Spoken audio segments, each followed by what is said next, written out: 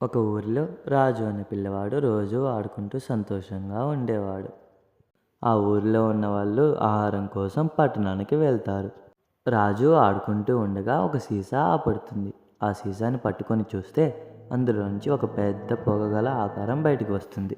నా పేరు జీని. నన్ను విడుదల చేసినందుకు ధన్యవాదములు. నీకు 3 కోరికలు కోరుకునే అవకాశం వచ్చింది. కోరుకో, నేను నెరవేరుస్తాను అంటాడు. రాజు తెలివిగా ఆలోచించి, నా ఊరి వాళ్ళు ఆహారం కోసం పట్టణానికి వెళ్తున్నారు. వాళ్ళ దగ్గరికి ఆహారం వచ్చేలా చూడు జీని అని అంటాడు. సరే అని తన మంత్రశక్తి ఉపయోగించి ఆ ఊరి వాళ్ళకు ఆహారం తెప్పిస్తాడు. ఆహారాన్ని ఆ ఊరి వాళ్ళు సంతోషంగా తింటారు. నీ 2వ కోరిక కోరుకో అని అంటాడు జీని. మా ఊరిలో ఒక మంచినీటి చెరువు కావాలి అని అంటాడు రాజు.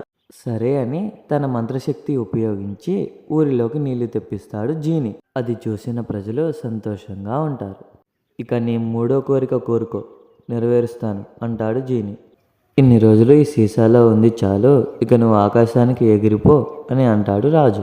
జీని సంతోషంగా రాజుకి కృతజ్ఞతలు తెలుపుకుంటూ ఆనందంగా ఆకాశానికి ఎగిరిపోతాడు. ఆ ఊరిలో ఉన్న వాళ్లకు ఆహారం బాధ, నీటి బాధ ఉండదు.